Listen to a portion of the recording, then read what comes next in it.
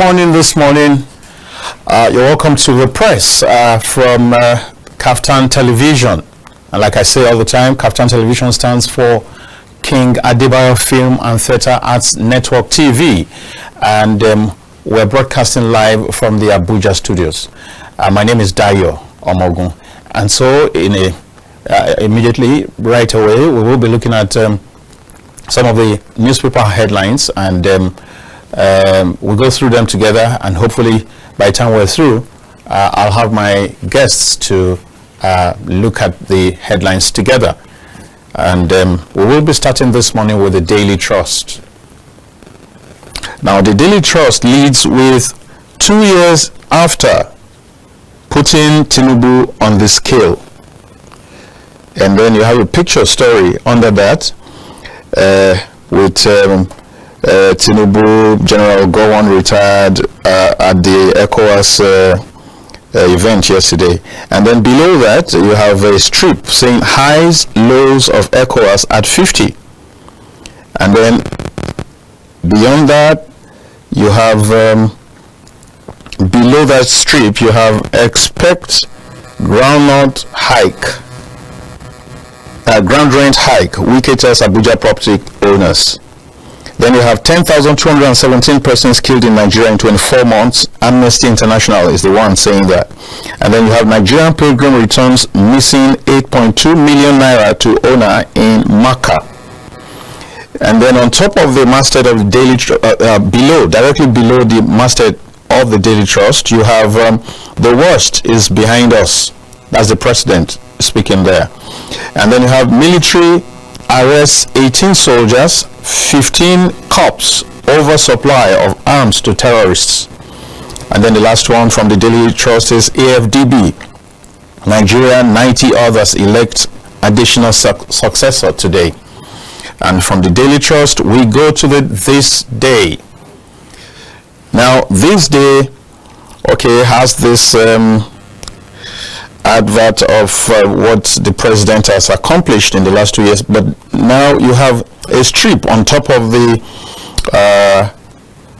masthead that says Dangote refinery ends Nigeria status on Africa's biggest fuel importer. And then on top of that, you have Tinubu, Nigeria is working, our worst days now behind us. And then with some riders, the first one says declares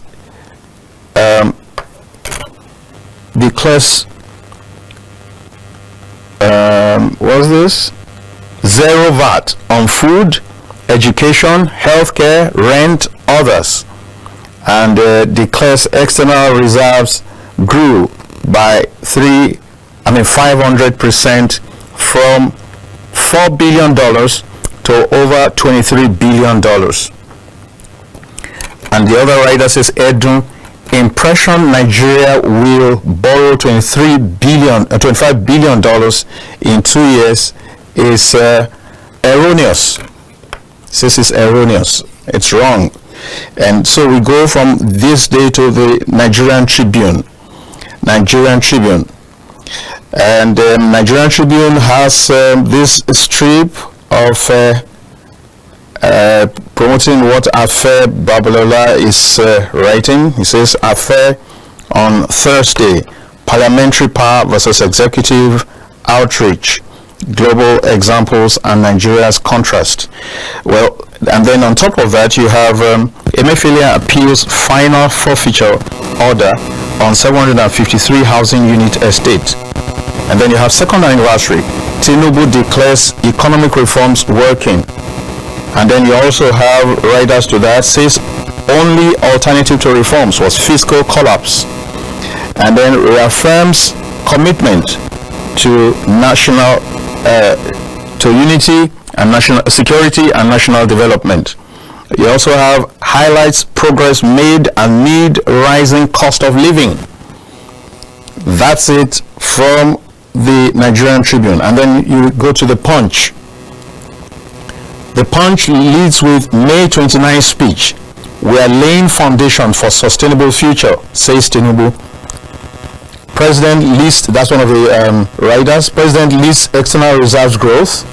FG's push against bandits among economic security gains. And okay, you have Tinubu's 2-year review stirs fresh political firestorm. I take that again. Tinubu's 2-year review stirs fresh political firestorm. And then midterm review, manufacturers gasp under energy credit burden as reforms bite. That does it for the Punch. And from the Punch we go to the Vanguard newspaper. They have midterm, security, economy improving under my watch. That's Tinubu speaking there. And then you have these riders, Tinubu must apologize, step aside over failures. That's the PDP. And then you have our government would have done better, Labour Party. And then you have also, we're on track, says APC. And Tinubu must change his policies on Oyekan. And you have Tinubu's renewed hope, a midterm assessment on fulfill. Okay, that's the advert. And that's about it from the Vanguard. And from the Vanguard we go to the Matrix. From the Matrix you have midterm report, mixed reactions trail Tinubu's presidency. And then you have riders. First one says economic hardship will cost him re-election. PDP, Onayekan, Suswan, others are the ones saying that. And then the next rider says reducing poverty, inflation must not be left only for government. Buhari speaking there. And then Tinubu must continue his reforms. Financial Times editorial board. And then you have the picture story of the event at ECOWAS at 50. And beside that story, you have two pieces. The first one, PDP crisis festers. Lamido vows to boycott meetings until Wike, others are expelled. The second one, by the side of that picture story, is Senate adopts harmonized report on 4 key tax reform bills. And then you have under the picture story, Priscilla Juma Jukes celebrate lavish white wedding in Tanzania. And then you have Emefiele petitions appeal court over forfeiture of 753 unit Abuja estate. And then you have history made as Palmer's fine form helps Chelsea win UEFA Conference League. And then on top of the main headline, just below the masthead of the Matrix, you have ECOWAS at 50, preserve our founding fathers' legacy, Tinubu. And the writer says, urges regions leaders to look beyond artificial borders, embrace one another as family. You also have treason case, confessional statement made under duress, Nnamdi Kanu backtracks.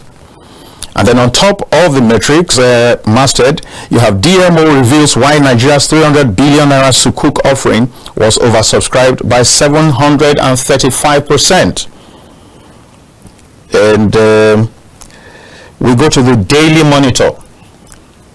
The Daily Monitor has leads with Onayekan to Tinubu, change your policies if you want to win a free, fair 2027 poll.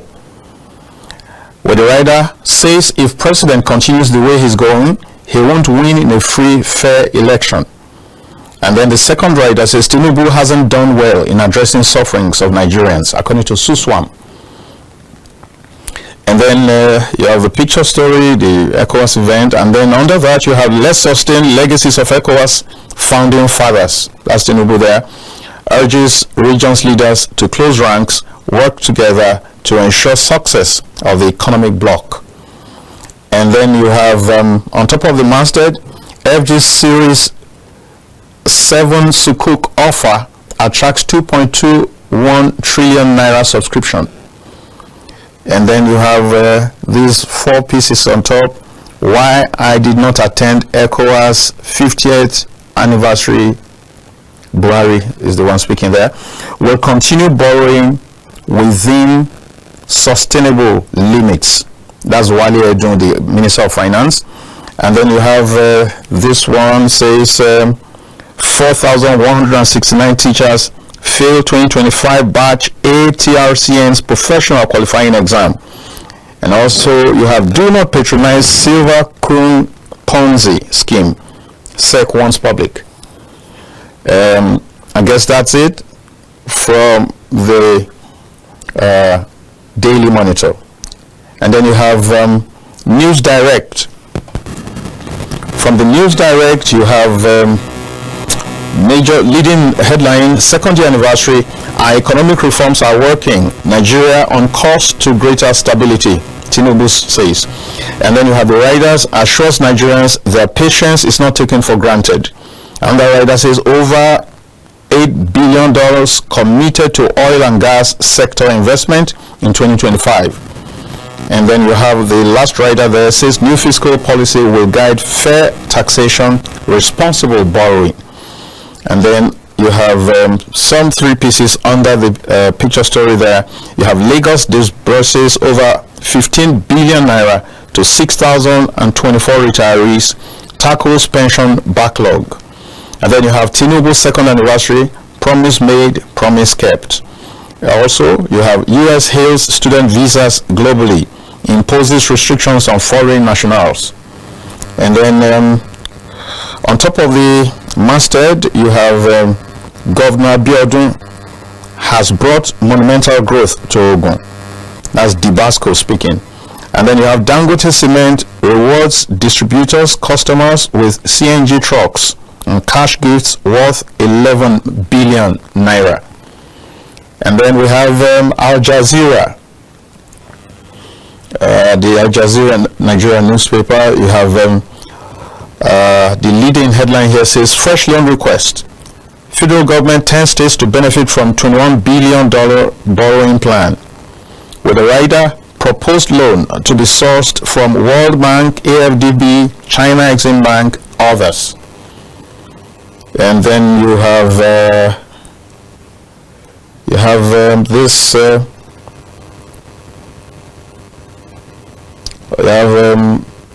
This reps probe students' loans mandate mail fund to sanction erring institutions. You have 4,169 out of 13,782 failed batch ATRCN professional qualifying exam. Director is the one speaking. And then you have Abuja bus stop explosion, not suicide bombing. And then you have 1,539 die in Jos Lafia Makurdi road crash within 3 months. You also have drama as Ogun athletes protest unpaid allowances and bonuses. You have midterm, Buhari felicitates Tinubu, calls for support. That's it from the Al Jazeera. And then finally we take the Daily Times. The Daily Times actually has just this one on ECOWAS at 50. Gowon Tinubu lead commemorative card signing at historic anniversary event. And that's it. And that's all from the Daily Times. And we will go on a break, and after that break we will come back to take a look and do some analysis of what we've got.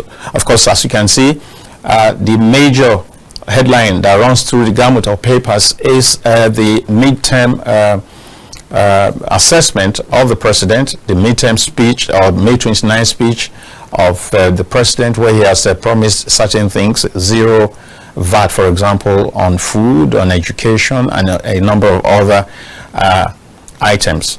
We'll come back, and when we get back, we will go global, if you like. We'll look at it more closely, more critically. Welcome back to the press, coming to you live from the Abuja studio of Kaftan TV. And I have the honor, the pleasure to welcome to the show my guest, the editor of New National Star. His name is, maybe I should put Eze, first of all, before the Ezeocha Nzeh. His Royal Highness DK Buruburu is Ezeocha Nzeh. You're welcome. Good morning. No. Good morning. Good morning. Thank you for having me. All right.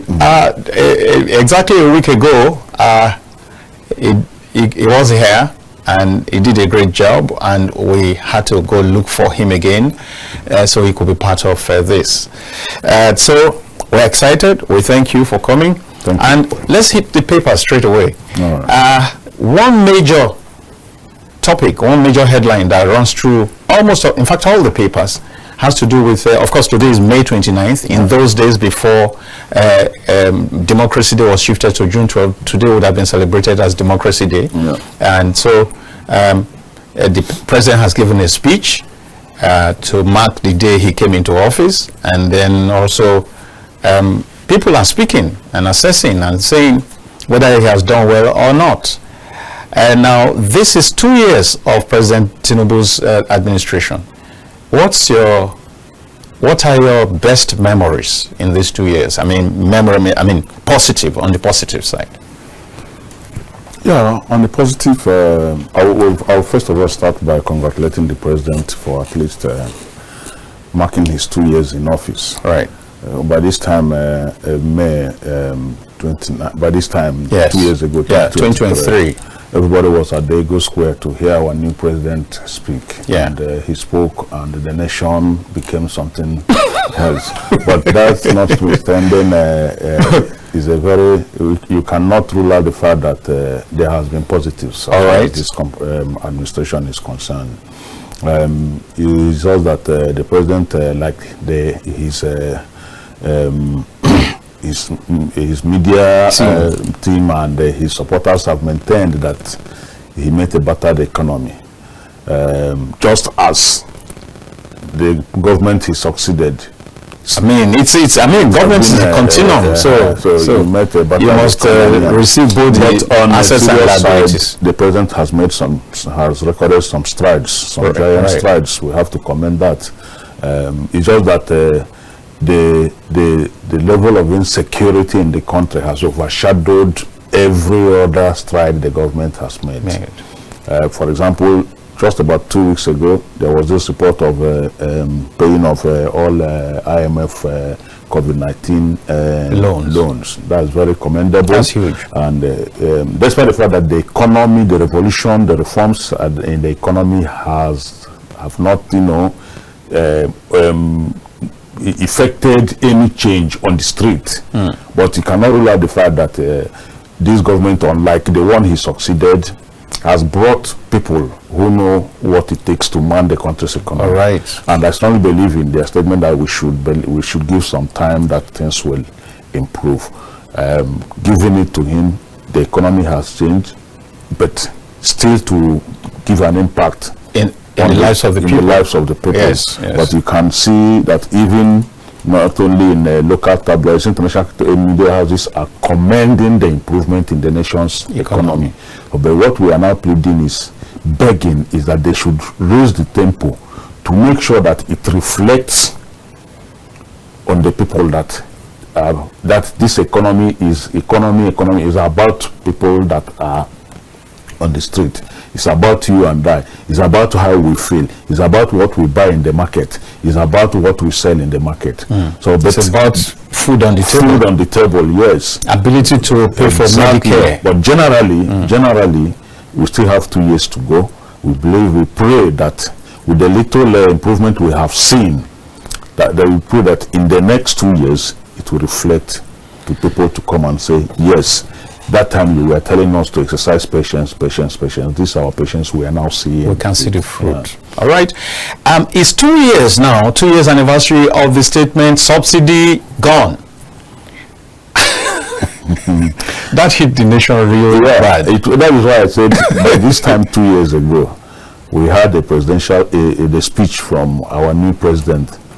And that speech changed the nation. Changed everything. No doubt about it. That speech came with the removal of oil subsidy, describing it as a scam. That speech the removal of that speech of that oil subsidy, as pronounced by President Bola Ahmed Tinubu on May 29, 2023, changed the society. It changed the feelings of every human being, every Nigerian on the street. It changed the consumption pattern of Nigerians. It changed the transport sector. It changed the markets. As you can agree with me that since that pronouncement, you cannot be sure of a price of any commodity.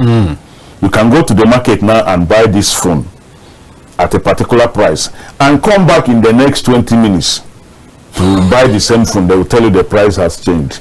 And whatever the price they are giving you, they will hinge it to what? The dollar. The dollar. Even a woman that sells Ogo in the market will tell you that dollar has risen. Yes. Sir. Meanwhile, there's nothing between that. No, but I think we miss the link many times when we say that. We miss the link because she is also going to purchase other things that are indirectly, or directly affected by the dollar. He or she will tell you dollar has exactly. So whether the business has something to do with dollar directly or not. Yeah. And that the cause of that is the president's pronouncement. We saw that immediately that announcement, that removal was announced, the price of petrol rose to a very unbearable level that Nigerians are still battling with till this moment. And we know that there is no other sector in this country that has nothing to do with the energy sector. Clear. Because for you to go to come to this place now, you must fuel your car. Sure. If you don't have a car, you must be on a cab or in a public. For you to be at your shop, you must do same. Sometimes, for you to for you to operate in your business premises or in your office, you will run on generator because it affected even the power sector. Exactly. That has been very, very troublesome as far as this country is concerned. Sure. So the speech 2 years ago changed the nation in every facet, in every sector of the nation, got affected by the speech. But like I said, the good thing is that he has continued to plead that we should give some time, that the economy will change, that Nigerians will start feeling the positive impact of the pronouncements he made, and we pray that it will be like that. Right. So,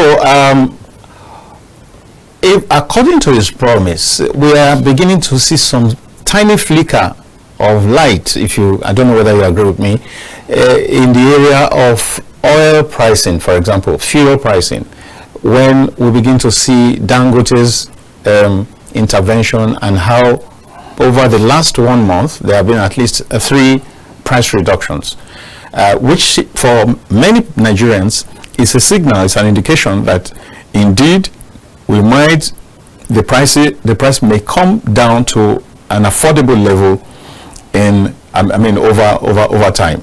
Because many analysts are saying that this is how the price of phones, when it newly came about 20 years or how many years ago, I bought my first phone for 12,000, first line, that is the SIM, for 12,500 naira. That's the same SIM that goes out for free in many cases right now, or for something very negligible. So people are saying maybe we would see a replication of that kind of thing in the PMS. That is the essence of an open market. That is an essence of liberalizing, throwing it open, not making it to be a monopoly. Before now, the oil industry in Nigeria has been monopolized by what we call the NNPC. And you can now also see that this government, maybe started before he took over, has unbundled the NNPC. Though we are yet to see the impact of that unbundling. But the truth is that allowing individuals or even states to venture into oil production, refining, will definitely change because, like you just said, we are now seeing price fluctuations, reduction of fuel price by NNPC and by the Dangote refinery. That is the essence of unbundling that sector. And we also know that there are other small refineries that have come up, and you can also see and agree with me that the unbundling has somehow made NNPC to be serious, because before now nobody was talking about Port Harcourt refinery. Yeah. Despite the billions of naira, even in foreign currency, that every government pumps into it, it was not productive. Though it has gone down again. Exactly. It has gone down again. But with the coming of Dangote, NNPC now started, making sure with promises that Port Harcourt refinery will be functional this day. At that same time, it will not come. Minister after minister has promised that. In fact, the very powerful one that Nigerians rose and started saying what is happening was when a former minister told us that by December 2 years ago that the refinery will start producing.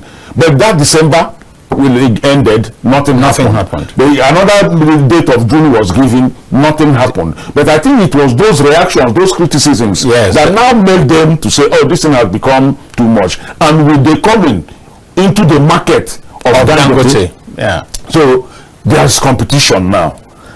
Unlike what you said during when NNPC. The communication industry, which was a one-man. But like you said, now that time you bought your first SIM at 12,000 naira, which could go to 36,000 naira. Then, well, you can now see people advertising SIM card, even on the street, at the junctions. For free or for very small. That is the essence of competition. So I think such competition should also be extended. Such openness should also be extended to other sectors. That is why you also see people agitating for true federalism. That's it. Because if we are talking about so that you can have resource control, so that you can have resource control, so that there will also be a healthy competition, as we are now seeing in the energy industry. I mean, in the opening of the oil market. Because if there is a healthy competition among states, dividends of democracy will really pump in. That's correct. What is happening now is that there is no competition. You ask yourself, every day we come here, Nigerians will talk about federal government. Does it mean there is no state government? Don't we have, we know that even with the removal of fuel subsidy, states are getting more revenue. So what have they been doing with this revenue? Since the removal of fuel subsidy, you will see that at every FEC meeting, at every monthly sharing, I just call it monthly sharing, you will see that the states will go home with both their own and that of the local government. But what are the governors doing with those money? Everybody is talking about federal government. That is why we are saying, let us approve true federalism, so that federal government will know which one is our responsibility, and states will know, so that when your own state comes and collects this and has every free hand to do whatever he wants to do, we can now stand up and say, hey, Governor A of State A, you collected social amount, your IGR for this month, what did you do with it? So that we will remove these criticisms, every eyes being on the federal government, because the way it is, the governors are just hiding under every project should be done by the federal government, and we are not seeing the dividends of democracy. It is not only federal that will give the dividends of democracy. State government, local governments that collect allocations should also use those allocations to touch the lives of people at the rural center. I think a very powerful point was just made by my guest. In fact, Nigerians are waking up to that reality that so much money now flows towards the subnationals, and that there has to be accountability. There has to be value for money. How long are we going to keep shouting federal government, whereas states now get like triple of what they used to get? Yes. And yet, you find little or nothing on ground to show for what they are getting.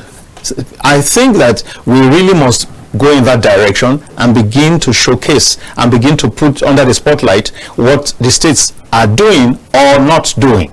I think that's very critical. Period of mid-term scorecard. Yes. The presidency, through the Ministry of Information, has released its scorecard. That's it. We expect our governors also to do the same. Tell us. If you look at some papers today, you will see.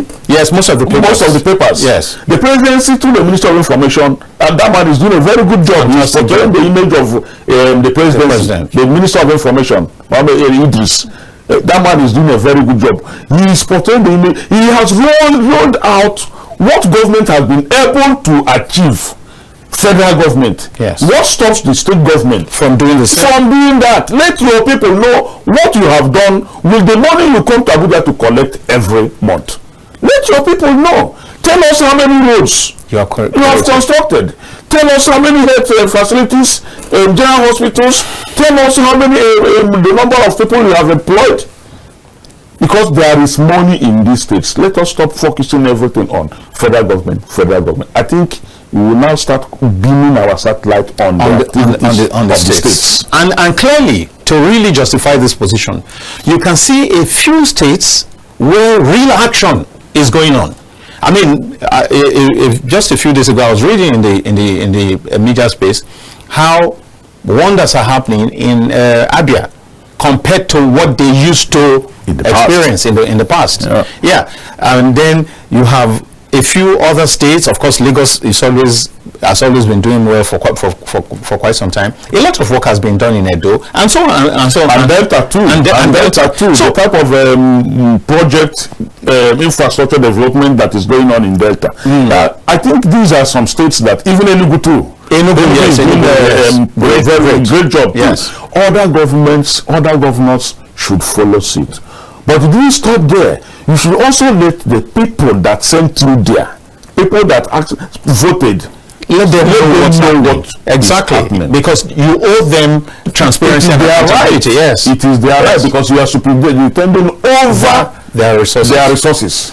Yeah, so very good point. And I mean, that also dovetails in what he said about having true federalism, so we can have proper resource control, so that we can do a more systematic, more balanced peer review thing. I mean, if every state is properly motivated by the resources they generate, and then you can compare and contrast what's happening in education in Abia, what's happening in education in Edo, what's happening in education in Kaduna, and all that. So you can put them together side by side and say, okay, this guy is doing this, this is creative, this is wonderful, maybe we should copy this and all that.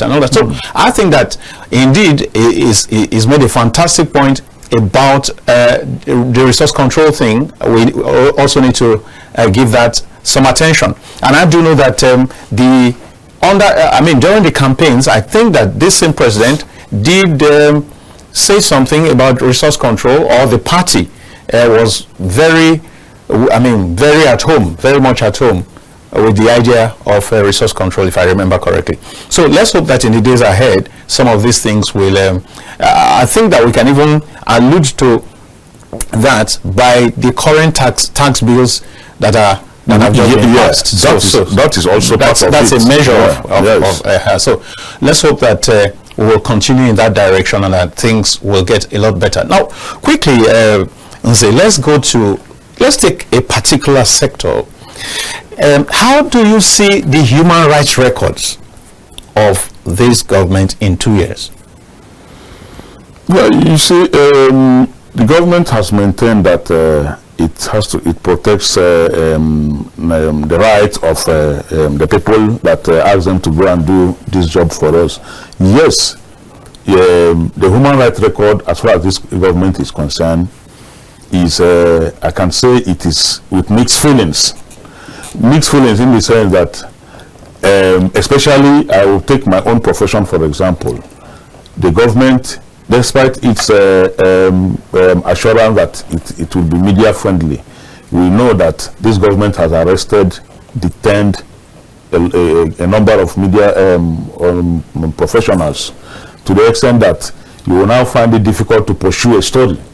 Because we remember the incident of the editor of what's the name of that paper, First News.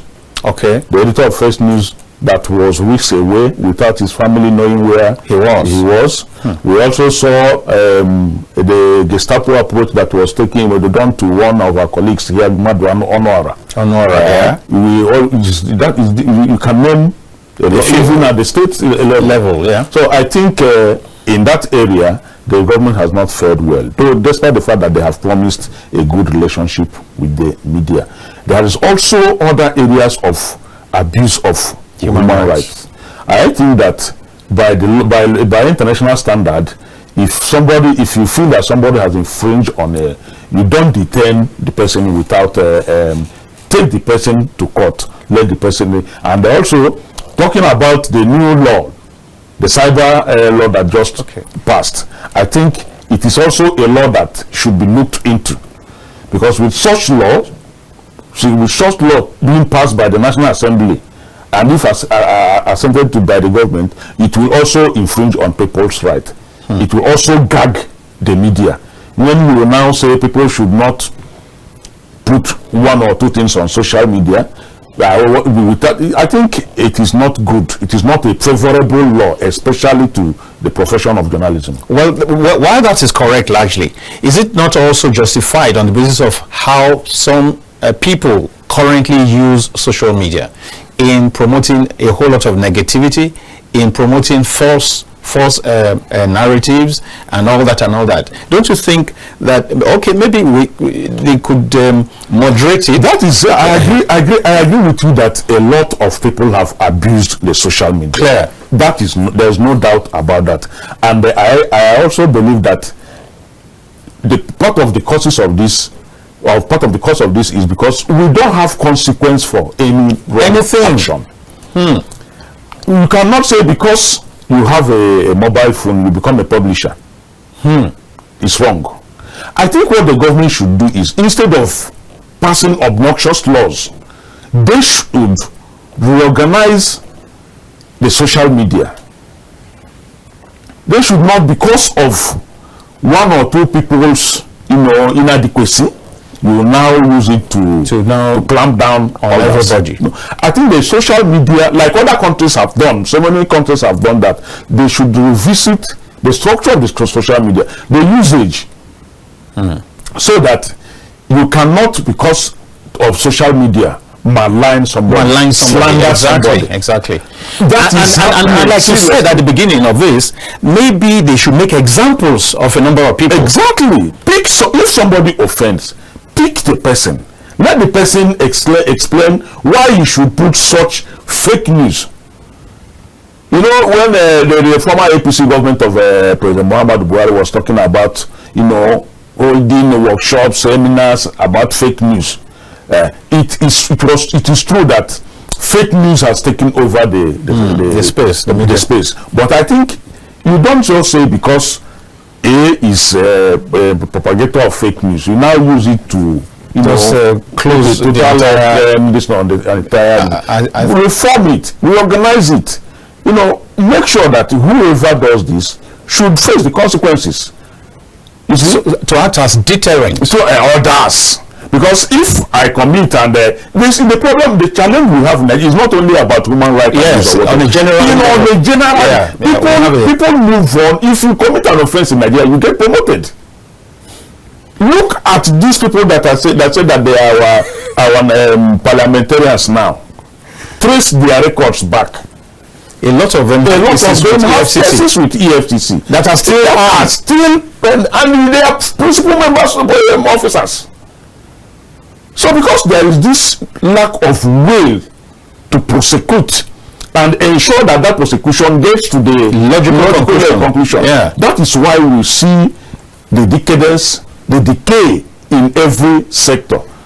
Because somebody will tell you, let me get it now. When we get to court, adjournment. Wow. You see that, for example, we saw that last week, the news trended that federal government has seized about 753 housing units. Yes. Today said that the Minister of Housing set up a 12-man committee to sell. But yesterday, the person has gone to court. And it is not. you understand what I'm talking about. This matter now will continue to drag because we have also a questionable judiciary. See, that's it. This matter will now continue to drag until the Pharaoh who knows who knew Joseph enters into power. And I said this thing today. Mark my words. And then Joseph will come back into reckoning. That is what I'm saying. This matter will continue to drag until a Pharaoh who knows Joseph will come to power and it will die. Well, at this point, let me invite you out there. You want to have your own way in. The phone line is open. It's 08029938365. Let's do this together. So, when the Pharaoh who knew Joseph comes into power, then Joseph might get some relevance. That's the system. That's how it is. Regrettably, that is how. Very unfortunately. Very, very unfortunately. Yeah, still talking about the human rights records, we have seen how at on one or two occasions, peaceful protesters have been hauled into the Gulag. And this clearly does not speak too well of the records, as long as the people were protesting peacefully. And we have seen one or two of such occasions. What do you say to that? Yeah, that's part of what we said. If we are analyzing, reviewing the 2 years of this APC government of President Bola Ahmed Tinubu, there are knocks and there are kudos. Right. Like I started here. I also said that at the human rights angle, I think there are more knocks than kudos. You remember what happened during the Take It Back protest. Yes. You see where military, police were unleashed on armless protesters. You see where gory pictures of underage being detained for long. It had to take the intervention of Mr. President. It had to take the intervention of Mr. President, but it also happened under his government. Oh, sure, yes. Under his government. Sure, yes. I mean, you see to have allowed it to become a state where you will see people being maybe forced to being humanized, yeah. Being treated in a very bad way, maybe trying to force them to, because what the police did at that time should have led to heads to roll. But like I said, we are in a system where you will be promoted because there is no consequence. For you to detain such people, teenagers, and to the level, to the sorry side you kept them, I think people should have answered queries. All right. But there was nothing like that. Nothing. Let's take this call. Hello? Oops, so good. We lost that. Please do call in. The line is open. Try again. It remains 08029938365.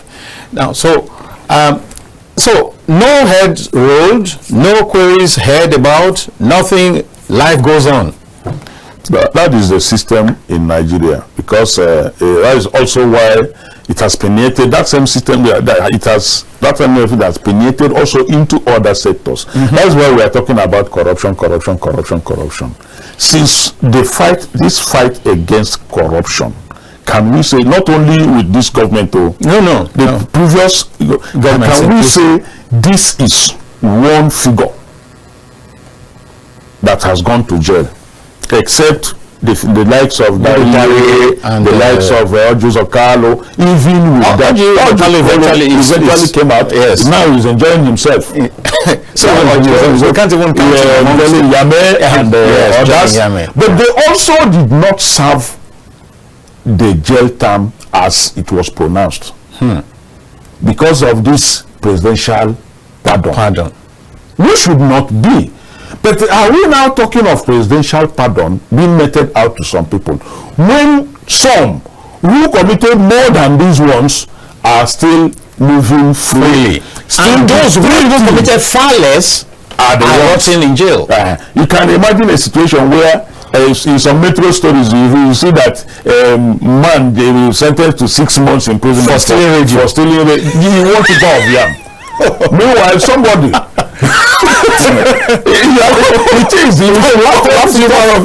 have to laugh it off for radio. Meanwhile, we see somebody who has ruined an entire state, ruined an entire ministry.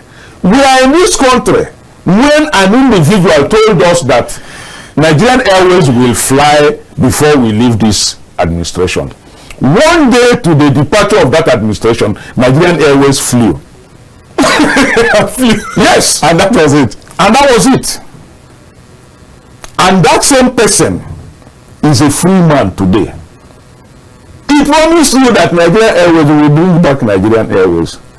And a day on the 28th of May 2023, they kept the promise. The promise was fulfilled by flying Nigerian Airways in another color. And since that time, that Nigerian Airways has refused to fly. Maybe the wings got cut off. But today, nothing has happened. We are in this country when, at the period of lockdown, at the period of COVID-19, children were being fed. Children were being fed at schools. According to today, the same person is a free person, and maybe preparing for either a governorship or a senatorial with the loot from that. But you go to the states or to the villages, you say somebody stole 1 tuber of yam, you judge the person. Which hypocrisy is that? Hello. Hello. Good morning, sir. Hello. Yeah. Morning. Good morning. How are you, sir? Yeah. Yeah. I give you a great. How are you, sir? Thank you, sir. Yeah. I came from Port Harcourt. Okay. You're welcome. Go on. Yeah. Yeah. I don't know why this our government no they tell us truth. Because they know they tell us truth. That day everywhere just scatter like this. Everybody is dying. Go better treatment. Nothing. They tell us that when after they remove fuel subsidy, then they cannot borrow again. Even when they passed yesterday and say they want to borrow again. The borrow that would go almost 103 trillion.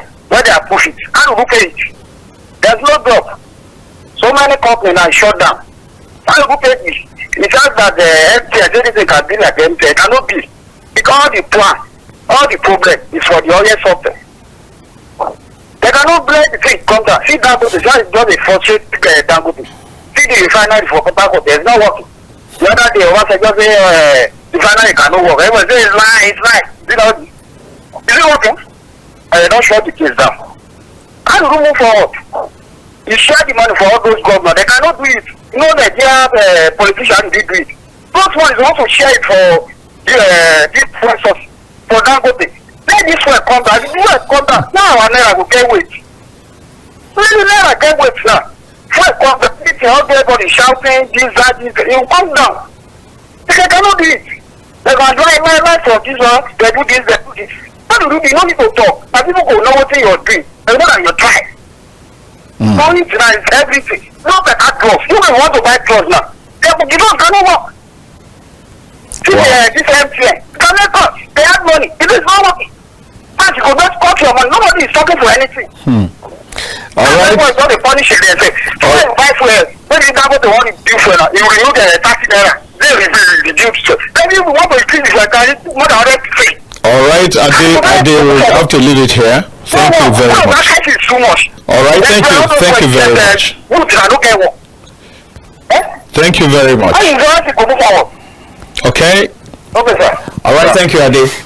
Yeah, he said a lot, and the truth is that let me address one of the things that he raised. The truth is that if we keep getting reduction of 30 naira, I'm just creating a scenario. If you reduce 30 naira every month for a year, you would have reduced 360 naira. So what we should pray for is that the reduction should be consistent, and that we should go in the direction of reduction, not a hike. Once we have a consistent reduction, then we'll get to somewhere. Imagine, for example, that we'll get to the point where 360 naira is removed from the current pricing of fuel. That will take us to around 400 or, so, or thereabouts. And that would be huge.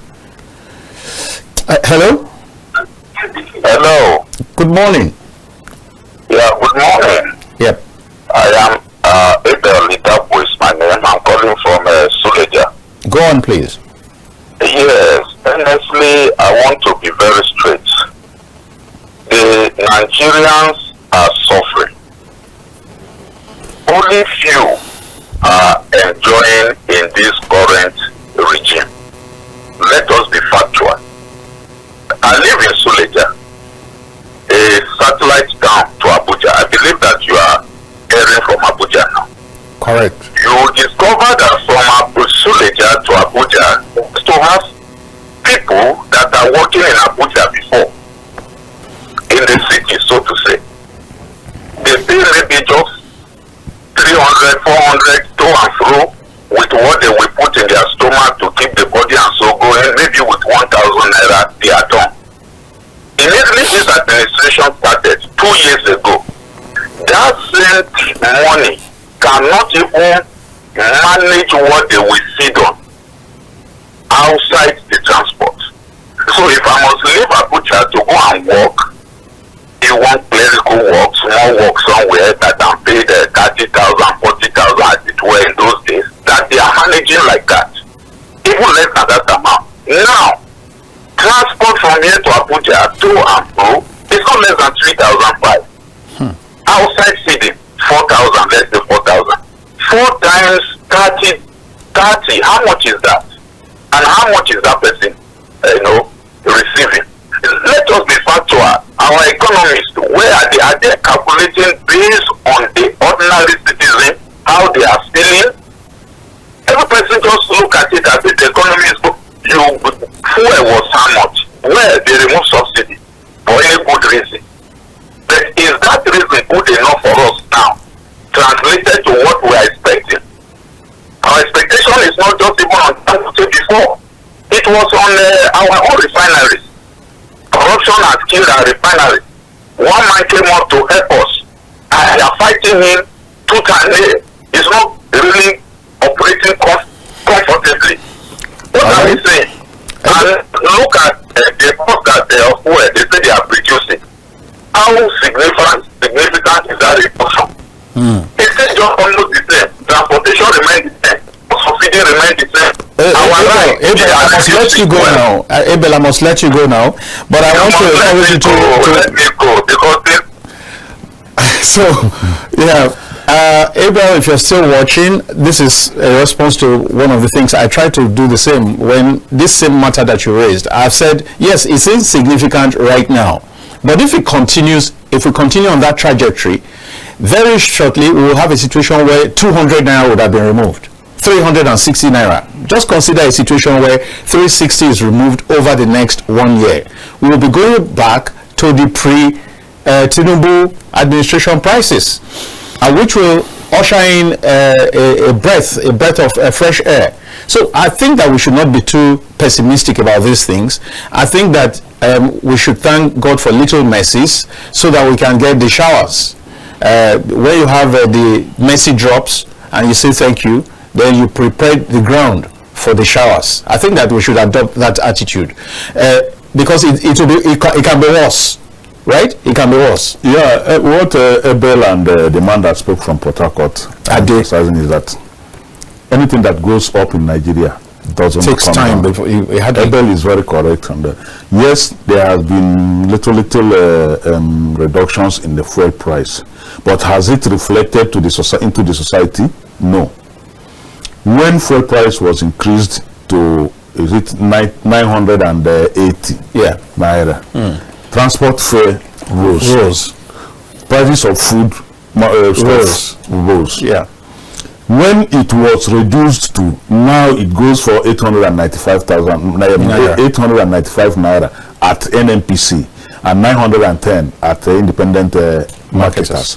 Has this reduction of removal of maybe 15 naira from the fuel price, has it reflected on the prices of goods in the market? No. Commuters Has it reflected on how much they pay to go to work? No, because anything that goes up in Nigeria doesn't come down. They will also tell you that dollar has risen. There was a time where the dollar was exchanging for 750 naira, 1,750 naira in this country. Today, a dollar is exchanging at 1,620 naira. Has it reflected a reduction of almost 100 naira or more? Yeah. Has it reflected at the market? No. The excuse has always remained dollar is high. So that is what Abel is talking about. They're talking about the man from Port Harcourt. Yes, government is taking loans. The point is, there is no government that doesn't take loans. Loans are not bad. Loans are taking. A true government that has the interest of its people will take loans to alleviate the challenges of the people. But Nigerian case is different. They have taken loans even in Japanese yen. Now they have requested for a National Assembly approval to take loans even in Japanese yen, in euro, and in dollar. And that same week this request was submitted, the same federal government came out and told us they have recovered several billions of dollar and naira from liquid assets. Yes. Now, you have applied for this loan, you have recovered so much. Where are you putting them into? They will tell you into infrastructure. Infrastructure is one sick baby in Nigeria that the government officials use to, drain us. Infrastructure. Buhari recovered Abaja loot and told us he will put it into infrastructure. Second Niger Bridge, Lagos Ibadan Expressway. This same government, after recovering, telling us they have recovered this between days, and is also telling us that this same recovered loot is still going into infrastructure. Loans that are coming also going into who is deceiving who? That is why people will be asking why are they going for loans? Exactly. Because you don't see the impact of these loans.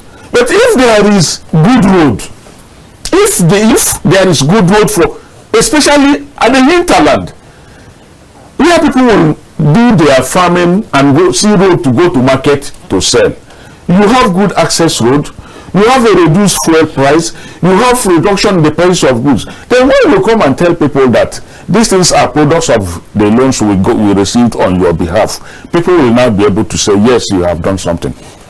But in a situation where these things are not available, and you keep telling people that they should approve for loan, that is where you see tongues will continue to wag over this. All right, because very shortly, we're on the home run right now. We have less than 20 minutes.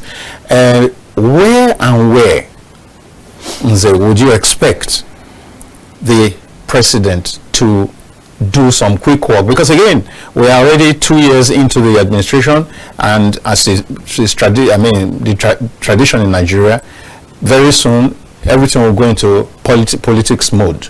So, but before it goes full swing political mode, what areas would you suggest to the government, if you were sitting with President Tinubu now, what are 1, 2, 3 areas that he should prioritize and work on before his time runs out?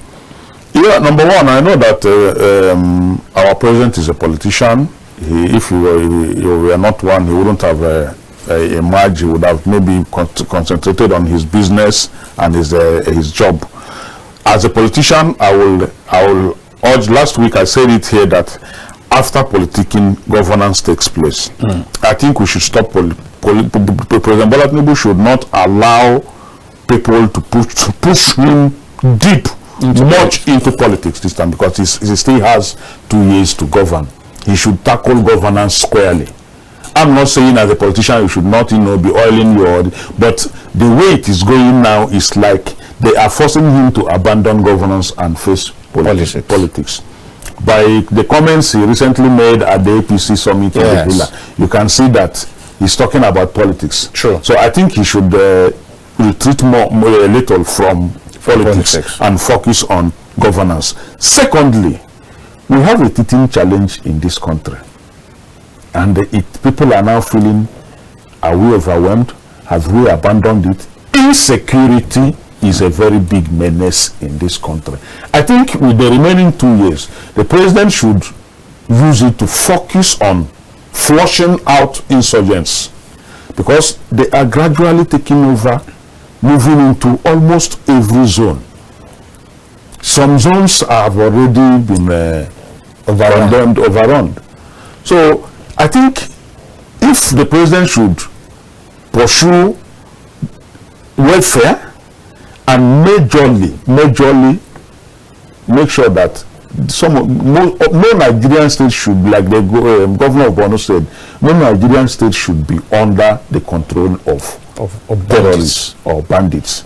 So I think that's a major challenge I will advise the president to focus on. And if he achieves that, all these things we are doing now, politicking, will be just an easy ride for him. A walkover.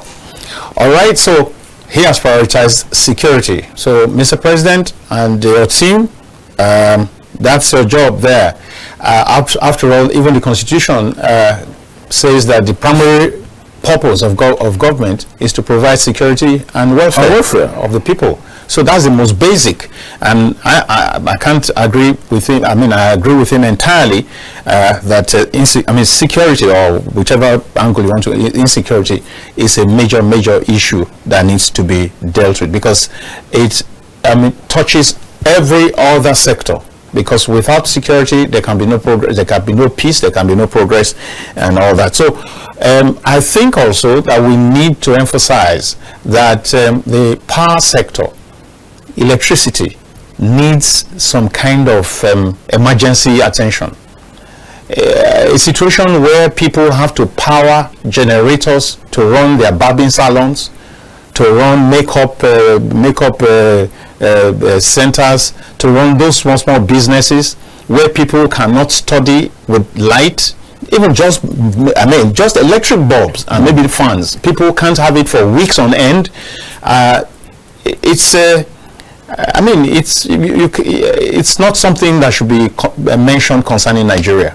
It's not something that should be mentioned concerning Nigeria. And as we begin to round up, I just want to ask, now, let's take a look at even the political space.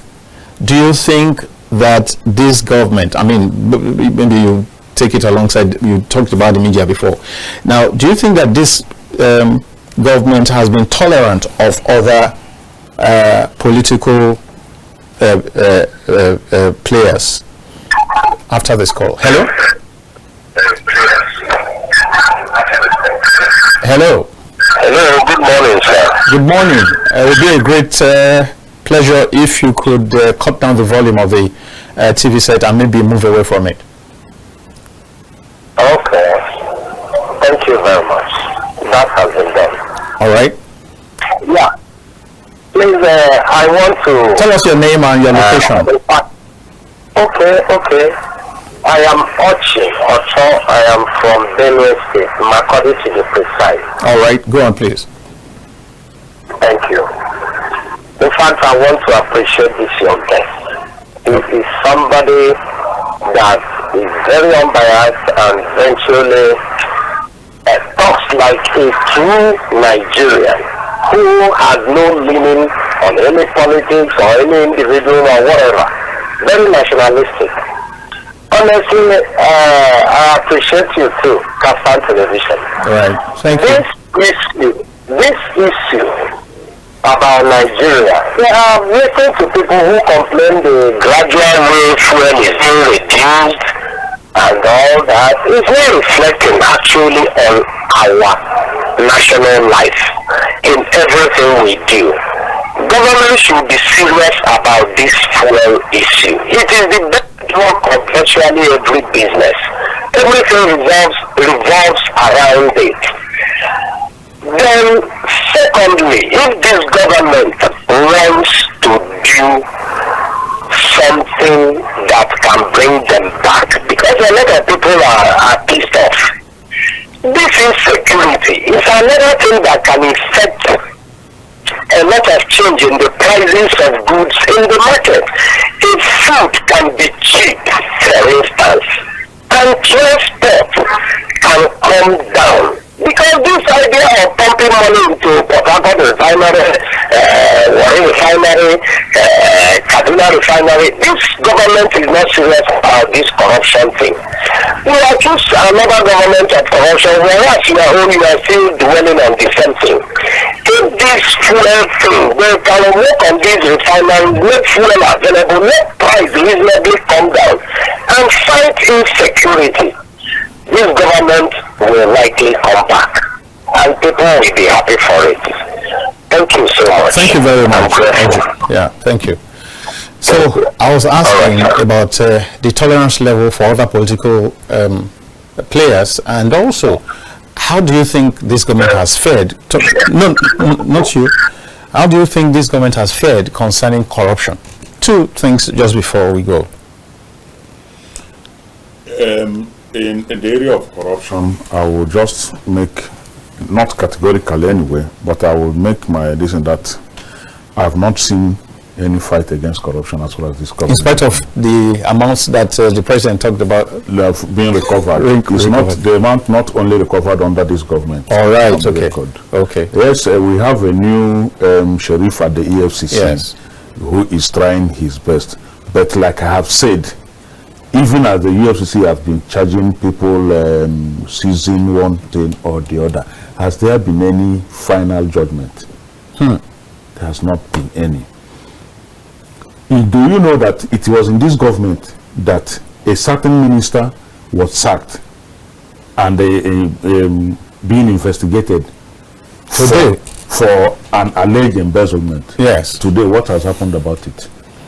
No, nothing. I said it also that it was in this government that some past ministers are expected to be tried for one corrupt practice or the other. Has anything been done? No. So I cannot say that this government is fighting corruption until they prove to us that yes, we have gotten one major sentence. We have started one major prosecution. We have seen arrests of some politicians, but nothing has happened of it. That is my own position as far as the fight against corruption is. When somebody in the government side say, I mean, when a culprit is sacked, is that not some measure of in the same situation, in an active government that is fighting corruption, will you just say somebody embezzles so amount of money, go? Is that how it is done? No. There must be consequence. The consequence should not only stop at sacking. If a government in Nigeria today jails a prominent treasury looter, jails the person, and the person succeeds in serving out his or her jail term, it will be a deterrent to others. If you say, I don't want to be a godfather, I don't want to be somebody that will say, like in the previous administration, where you will see a minister going to the court to retrieve a case file. Are you not encouraging more people?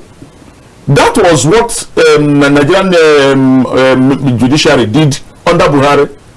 A case file withdrawn, an investigative team sacked, and you are telling me that government is fighting corruption?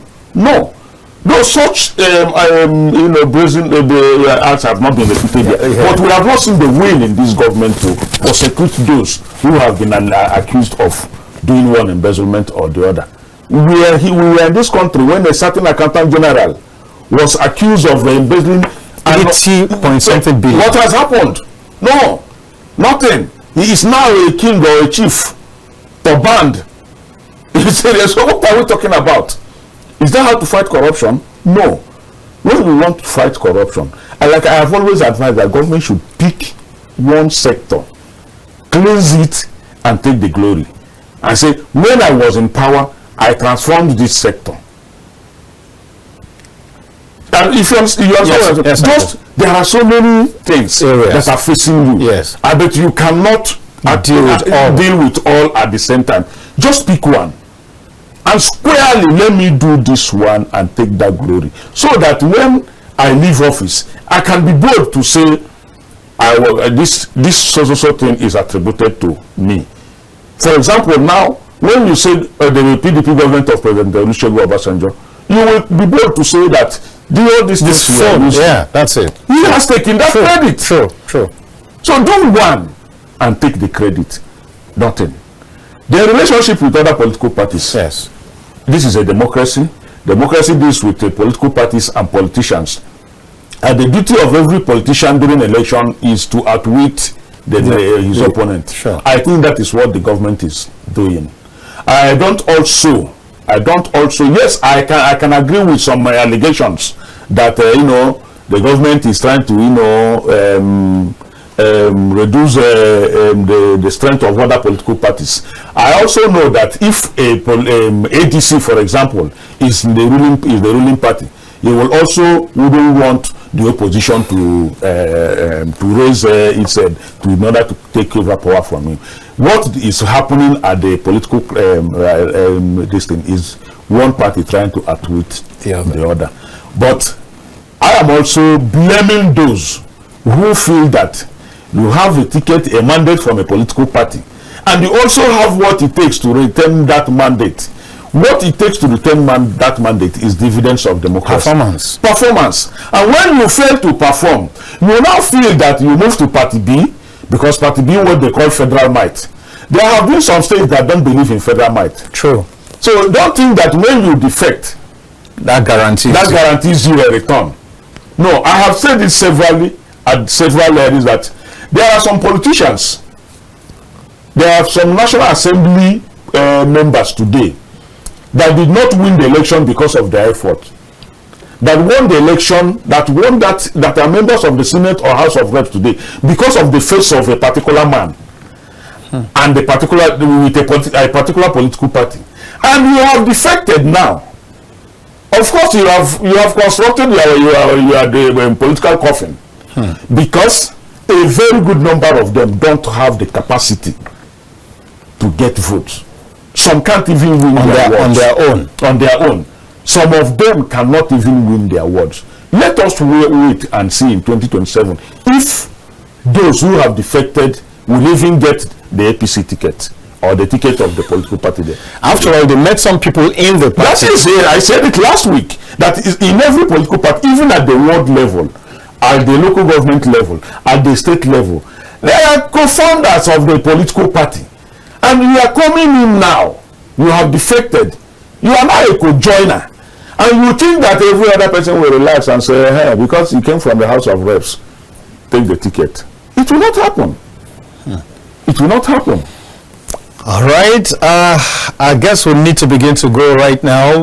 It's been my guest, Ezeocha Nzeh, the editor of the New National Star, that's been doing a whole lot of work trying to analyze the contributions, the highs, the lows of the last 2 years that President Bola Ahmed Tinubu has held sway as president. And he's done a balanced assessment, said, well, there are some areas where the man has done well. There are quite a number of areas where he needs to buckle up. And that sums it up. And I must say thank you to him. A big thank you to you for coming. Thank you for having me. And then I must say thank you to our viewers around the world. Please stay tuned to Kaftan TV. By the way, by 2 o'clock, I'll be here again for the polity. I invite you to join me. We'll be taking this discussion further. And in the evening also, we'll have Matters Arising. I'll be there from 8 o'clock to 9. Let's be together. I enjoy your company and I enjoy your dedication to Kaftan TV. I also want to say thank you to the production team. Fantastic people. Big up to you. And at this point, I must say bye for now. My name is Dayo Omoogun.